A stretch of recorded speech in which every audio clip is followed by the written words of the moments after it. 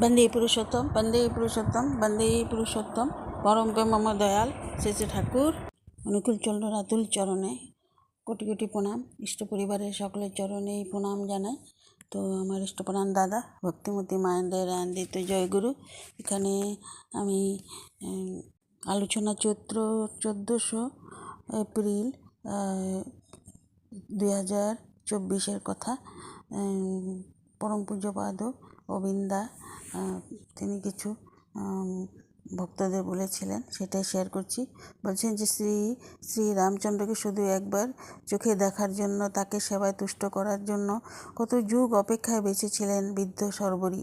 ওই দুর্বল শরীর নিয়ে এতদিন তিনি নিজের হাতে ঘর দুয়ার নিখুঁতভাবে পরিষ্কার করতেন, নদী থেকে জল বয়ে এনে রাখতেন, গাছ থেকে একটি একটি ফল পেরে নিজে পরখ করে তুলে রাখতেন, এই আশায় যদি আজ প্রভু এসে উপস্থিত হন। শেষে একদিন সত্যি রামচন্দ্র তার ঘরে এলেন।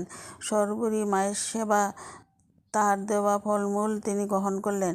এত বছরে সাধনার ফল হলো, সেই বিদ্যার বেঁচে থাকা সার্থক হলো। গীতায় আমরা দেখি ভগবান শ্রীকৃষ্ণ বলেছেন, প্রতিদানে কোনো কিছু পাওয়ার আশা না রেখে শুধুমাত্র দেওয়ার ইচ্ছা থেকে যে দান করে তার দান শ্রেষ্ঠ।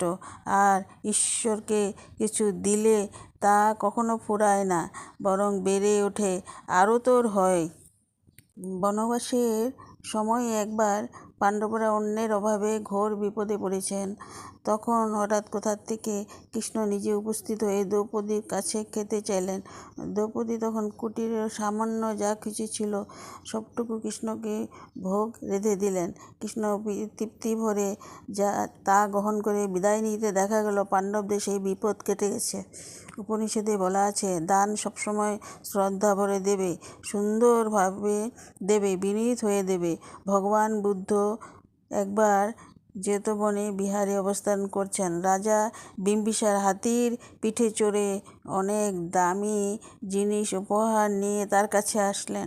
বুদ্ধদেব রাজাকে আশীর্বাদ করে কাছে বসালেন, কিন্তু উপহারগুলোর দিকে চেয়েও দেখলেন না। এমন সময় এক গরিব বৃদ্ধা মা ধুলোপায়ে হাঁটতে হাঁটতে এলেন বুদ্ধদেবের কাছে। তার হাতে একটি পাকা আম। সেই বুড়িমার সেই দিন ওই আমটুকু জুটেছিল খাওয়ার মতো, কিন্তু তিনি নিজে খাওয়ার আগে সেটি বুদ্ধদেবকে নিবেদন করবেন বলে নিয়ে এসেছেন। বুদ্ধদেব ওই মাকে দেখে আসন ছেড়ে নিচে নেমে এলেন আর মাথা নত করে 2 হাত পেতে সেই আম গ্রহণ করলেন। সেই দৃশ্য দেখে রাজা বিম্বিসার বুঝতে পারলেন, গুরুকে দান করতে হলে তাকে দেওয়ার আকুলতাটাই আসল, উপহারের ওজনে নয়। সুতরাং ঈশ্বরের উদ্দেশ্যে দান সব কালে সবখানেই ছিল, কোনো না কোনো রূপে। বুদ্ধ সম্প্রদায়ের বুদ্ধ ধর্ম ও সংঘ এই ত্রিরত্নের জন্য দানের বিধি আছে। জৈন সম্প্রদায়ের তীর্থঙ্কর সম্মানে মানুষের জন্য আহার, বিদ্যা, ঔষধ এবং নিরাপত্তা, এই 4 রকমের খাতে দানের নিয়ম আছে।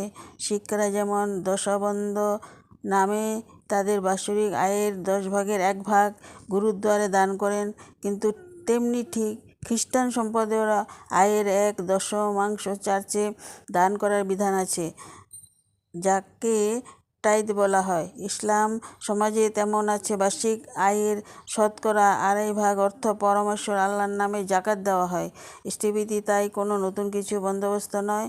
হয়তো আমরা এই যুগের মানুষেরা ঈশ্বরের উদ্দেশ্যে আমাদের অন্তরে নৈবেদ্য ঠিকঠাক নিবেদন করতে উঠতে পারিনি, তাই ঠাকুর আমাদের সহজ করে শিখিয়ে দিলেন যে কোনোভাবে আমরা ওই যুগের মতন করে গুরুর সেবার জন্য অর্ঘ্য নিবেদন করব।